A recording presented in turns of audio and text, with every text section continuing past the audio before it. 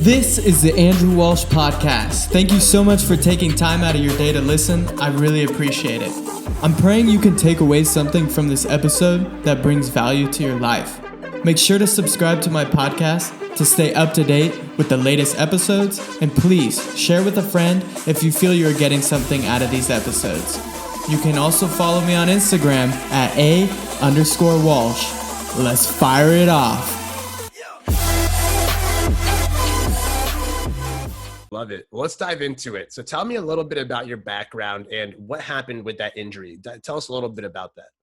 Yeah, I think it's great, Taylor. You always look back at your timeline in life. And I think for me, it started like in high school, right? And you look at, what happened? What are coincidences? And at the time, I was in a freak accident. Somebody hit me in the back and somebody hit me in the front, collapsed my spine, right? And in the moment, you're like, dude, this is the worst. I can remember clear as day sitting in the doctor's office. He's like, Drew, like, you're not going to play anymore. Football's done, medically retired. And your whole life, for somebody my age, I was 21. All I had done, Pop Warner football since I was 6. So it was like Andrew Walsh, the football player, right? In high school, college. And now that's taken away. Who am I without football? And I think it happened to me, Taylor. Now I look at it, it was a blessing. It was one of the best things that ever happened to me because I had time. I was a junior in college to find out who I was without football because, as much as I want to say I was going to go to the NFL, it probably wasn't going to happen, right? Mm-hmm. So eventually I was going to have to figure out who the heck are you? What are you going to do in this world? How are you going to make an impact and make somebody else's life better? And by God having this injury, he put the brakes on for me and said, hey, I'm closing this door. Legit, it's closed. Find some new door to walk through, right? That key's locked and thrown into the river, man. Like, you're not getting back in. Nope. That's crazy. That's a great observation, though, to where it's like you had to face reality as to what that was. And I feel like sometimes it's so hard to do, though, to where it's like, this is all I knew and it's all I know. What do you mean I can't do this anymore? Like, how do I go from here? Yeah, dude, Taylor, like I say, life is never setbacks. It's always setups. Yes, love that.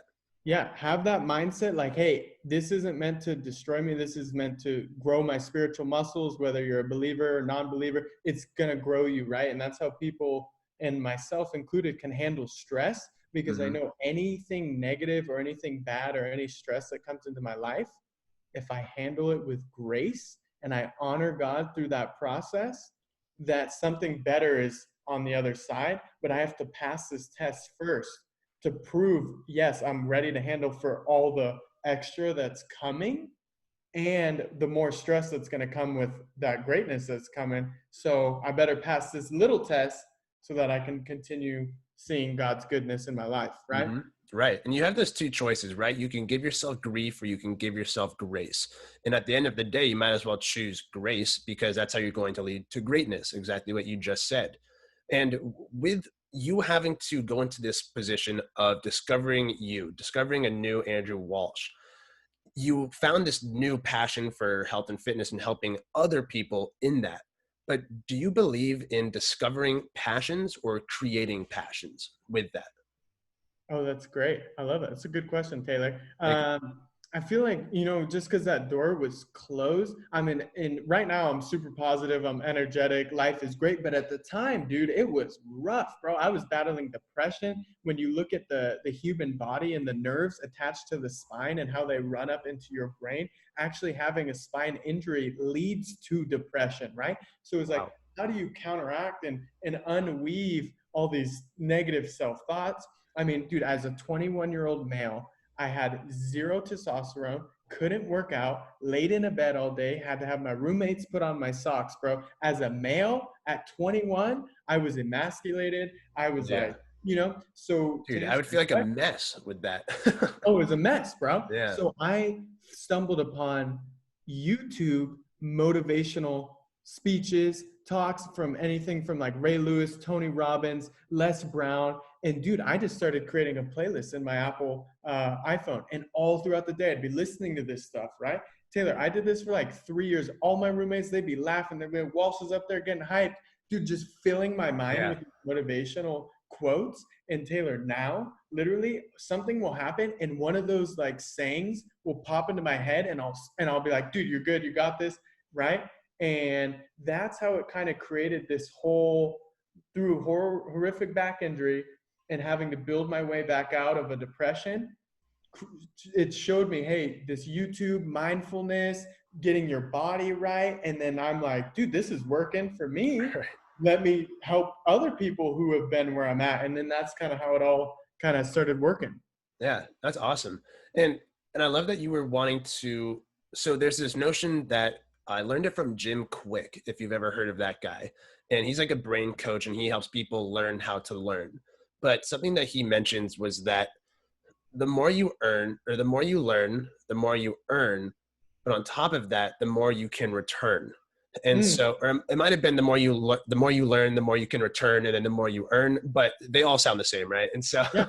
so the point being is that when you focus on learning and growing like that, and just going all in on your growth, which for you was the self-growth and mindset, you were able to learn so much that you could then return that back to people, give them what you've learned and what you've experienced. And now you're able to see the fruits of that, to where now you can earn based off of the knowledge that you've learned. Yeah. Ooh, dude, I love that. That's great. I gotta write that down, dude. That's freaking bad. No, yeah. When I heard it, I was like, wow, that's a fact right there. That's very true. Yeah, and one thing I've noticed, in the last few years, I've had several milestone achievements, like paying off credit card debt, getting a house, getting a brand new car, right? And what I found too is kind of like what you said, when you learn, you earn. But what I found is, yeah, those milestone moments are great, but they're not always exactly what you expect and what you feel, right? Part of the funnest part and the most dopamine that you get to feed your brain is in that learning phase, when you're learning every day and you're getting better, bro, because you're getting little dopamine shots when you finish that book, when you get that new client, right? And it's the journey that's almost just as rewarding as those milestone achievements, Absolutely. And that led perfectly into what my next question is that expectations versus reality. What do you think those are when you're pursuing what you love? Because a lot of people are expecting that there's that result. We all naturally want the result, but if we expect just a result and we don't get that, then we might think that everything we did was a waste of time. But what are your thoughts on the expectations versus reality? That's a really great question, Taylor. I think for me personally, it's going to be a spiritual answer. And for those of your listeners who maybe aren't big believers, for me, it's, man, I expect, like, nevertheless, I'll use that, nevertheless, right? Circumstances may say, I'm at this state, like I was $15,000 in credit card debt, just fired from my job, was about to be kicked out of my apartment, and had no job, right? So circumstances are saying, you're going to fail, you're not going to succeed, you're going to be moving back in with your mom, right? Mm-hmm. Nevertheless, I believed in God. I said, I'm putting all my eggs in your basket. I'm giving you all the glory, all my faith, all in you. And then slowly but steadily, everything started coming back to normal, right? So my expectations, Taylor, are unreal, dude. I believe anything is possible. If you look at my vision board, what I want to accomplish, how many properties I want to own, like I can give you my 1-year plan, my 2-year plan, 3-year plan, because I do mental rehearsal twice every day through meditation, where I'm literally taking my brain and experiencing in exact sequential order what is going to happen in my life. And every day, because I'm feeding my reticular activating system that visualization, my body is seeking out anything that is going to make it happen. And bro, literally, I'm seeing God bless me in ways I never thought, becoming debt-free, $56,000 in 6 months. We paid that down, bro. That's crazy. From driving a beat up 2006 Scion XA till I was 26 years old, and in 6 months having my real estate career take off to buy a brand new 2020 Mercedes Benz. Like, wow. Through thinking, visualizing, and honestly putting it all up to God, he aligned the right people, the right opportunities, so that these kind of expectations versus reality, it's like, dude, my expectations are exceedingly high and abundant because I know if God is first place in my life and I give all the glory to him, whether it's material items that I'm accomplishing, I'm going to keep giving the glory to God because our culture and what we live in right now is kind of into that materialism. So if people are going to see a new car, a new house, or something successful coming from me, I'm going to say, hey, it's not me at all. It's God. And hopefully I can be a disciple. And then people will be like, hey, I was doing the mindfulness, all this stuff, but I haven't done God yet. And now more people are coming to know and love Jesus Christ through some of the accomplishments that he's working in my life. That's phenomenal. I love that. And I love what you touched on with how you go into this visualization, right? The mental rehearsal. You allow the reticular activating system to go into full effect. And something that I do, and I'm curious if you do the same, when you're visualizing, do you give gratitude for that already? Like it's as if you already have it. Like, I'm so thankful I have all my debt paid. I'm so thankful I'm able to have this many homes. Do you go into that at all? Dude, you're a legend, Taylor. Yes, bro. This is great for your viewers and for anybody who's listening. Yeah, bro, I can be driving my Scion and seeing like a Mercedes-Benz logo and Yeah. right. But I do that, but when you attach that like emotional and like I'm not even, and I have no shame admitting this. I'm an emotional person. I cry maybe one time a day, bro. I can't even help it. I'm so in Wow. touch with my emotions. But legit, I will be visualizing so strong. Like, for example, the paying off the debt. I was already visualizing taking the picture with my wife, seeing the smile on her face, holding the balloons, the sign, like we had already accomplished it. And I still had $38,000 left to go, right? Yeah. But every day I felt like I saw it, right? Even Yeah. in like sales, bro. I was, of 35 sales reps as I started in the company, dead last, and then I moved my way up.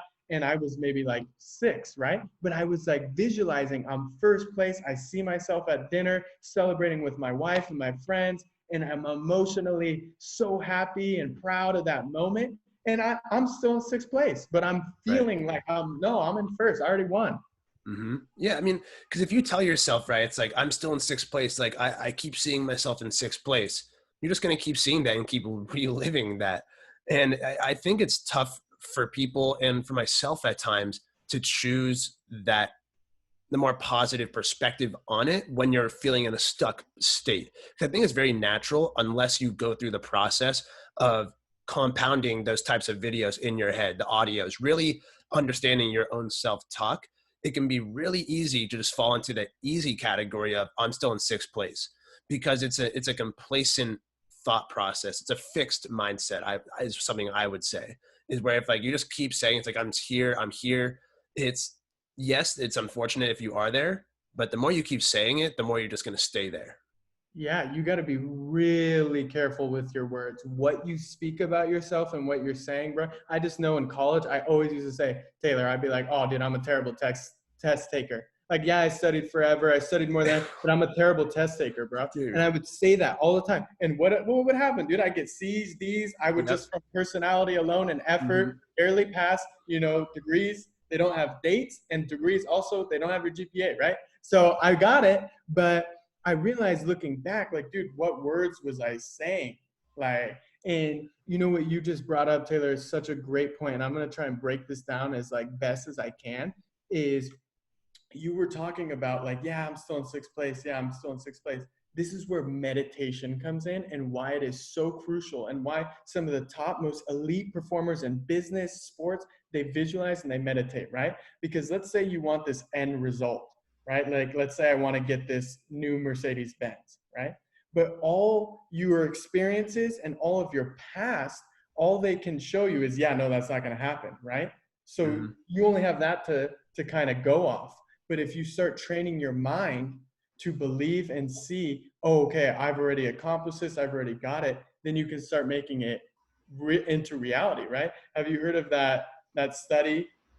And what they do is this is a crazy story. They have a guy and he's sitting and they got his brain hooked up, right? And they're monitoring what happens. So they have somebody walk into the room and they're holding this really cute dog and they see all these brain waves kind of going crazy, right? And then the guy leaves. So then they say, hey, subject, we're going to have you sit there, close your eyes now, kind of breathe nice and slow. Now visualize that exact same scenario as clear as you can, as emotionally as you can. And bro, Taylor, what they found out looking at the brains, there was no difference. Your brain couldn't tell what the difference between what reality was, what they visualized, right? So if you visualize all this new stimuli, you're introducing your brain, no matter at what low point you are. Yes, I already have the Mercedes-Benz, even though all these other things are going to say no. Mm-hmm. Your brain will be stimulated enough to believe that's already happening. And so you're just every step's going along the way. Yep. Wow. That's so sick. That's very like, have you ever looked into neuroplasticity? Yeah, of course, dude. I'm all up on the neuroscience and what people are doing for their brains to learn. I mean, just through meditating for 10 minutes, 5 days a week, bro, they've already done studies that it increases your lifespan. You'll actually see your DNA strands get longer. Like it's freaking just from meditating, dude, is what we can do in our brain with advances in neuroscience right now. Like even after 50, a lot of times they said your gray matter is where it's at. This is where your brain's at. They're seeing people's brains are getting bigger and smarter, and people are learning more through visualization, meditation, and affirmation. Mm-hmm. Do you use any apps or anything for meditation, or have you kind of learned your own personal ways of going about it? I got two for you, Taylor. Two, right? Mm-hmm. So the first one is it's Tony Robbins guided meditation. It's like 16 minutes on YouTube. I do that every single morning at 4:20 a.m. He walks you through everything perfectly, right? Mm-hmm.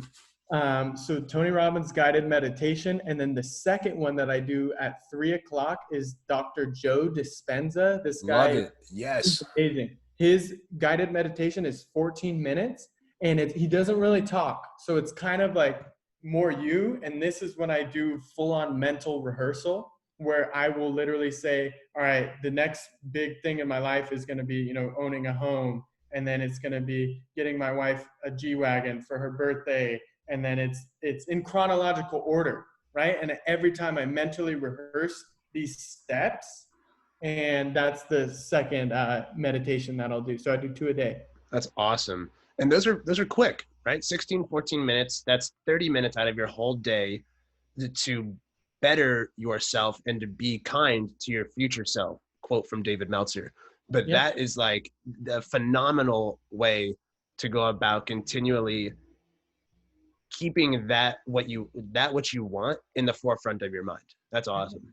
Yeah, 100%. That's great. Yeah, Joe Dispenza, when I started looking into him, he's the reason why I went into doing gratitude in the morning and trying to find consistent reasons to be grateful. Because I mean, like Gary Vee, like all these guys like I follow and like that have been like major inspirations for me.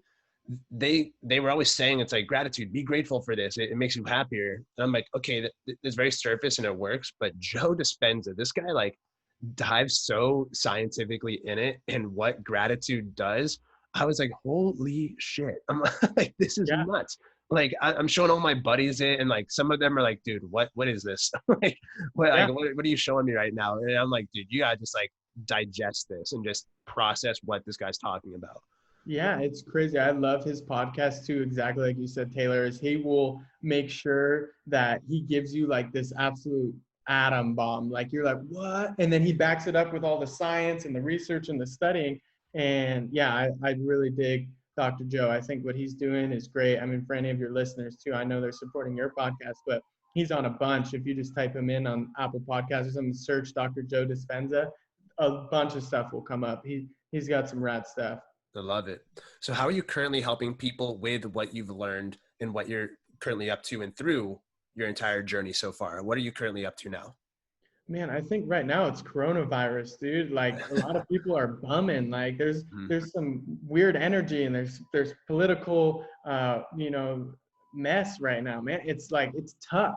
And you come on social media and you see either negativity or anything, bro. So I think this is what you're doing is really fantastic. And you should definitely, after this podcast, just pat yourself on the back because you are shining a bright light in a kind of dark world right now, dude. Like putting out positivity and encouragement. No compliment is ever wasted. You know, for anybody who's listening today, I challenge you at any point in your day, there is opportunities for you to compliment someone else. And usually it's going to be a stranger. I challenge you to do it. You know, I'll share this super fast story, but Yeah. it shook me, bro. And I'm even getting emotional talking about it.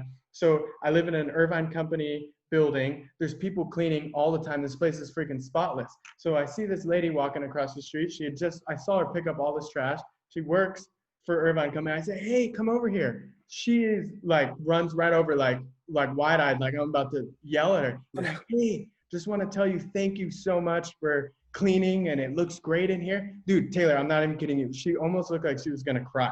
Like, because nobody thanked her, right? And how rare is that for us to then thank someone and them almost be like, whoa, okay, I didn't expect that. That shouldn't be the norm. People should be like, yeah, okay, this is the 15th thank you I've gotten today for It's my like, all job, right? You know, Yeah. so challenge people in this time right now, compliment others, be nice, spread positivity. If you're on Instagram scrolling through stories, comment on somebody's story and be like, dude, that's sick. Give them some freaking positivity. Mm-hmm. It's such a quick and easy thing to do, and that we're just not wired to do that as often. And that's such a great challenge to give to somebody, right? It's like, just try to give out a little bit of positivity and just see the benefits it will do for you. I love that. Thank you for sharing that. Yeah, dude, do it to a barista at Starbucks. Do it at the Trader Joe's grocery clerk. Hey, look them dead in the eyes. How's your day going? What's going on? What time you off? You doing any fun plans? Dude, these people ring through groceries all day, dude. Just, yeah, that'll be X, and put your card in here, right? So to like get to talk about themselves and share and feel like somebody's genuinely interested and cares about them, dude, change Still lives. human. They're still Challenge human. people. Yeah, come on. Yeah. So tell me a little bit about, like, because you got a few things going on. You got a lot happening on the back end with your businesses, what you're up to with your coaching, the programs you're building out. You've also got a book that you're currently writing. Tell me a little bit about that. Yeah, bro. Well, actually, you know, through all this mindfulness, and I know you and I are very similar with like advancing and learning in our brain. I had a really great friend. His name's Joey Lease. He's a real estate agent, and we did a podcast. And he was like, you know, after he's like, dude, yeah, I'm like writing this book. He's like, you should do it. And he's like, even if you like want to do a book, it's good because you're journaling, you're recalling past events, and 30 minutes a day. It could just be a journal, right? And then I'm putting out my thoughts.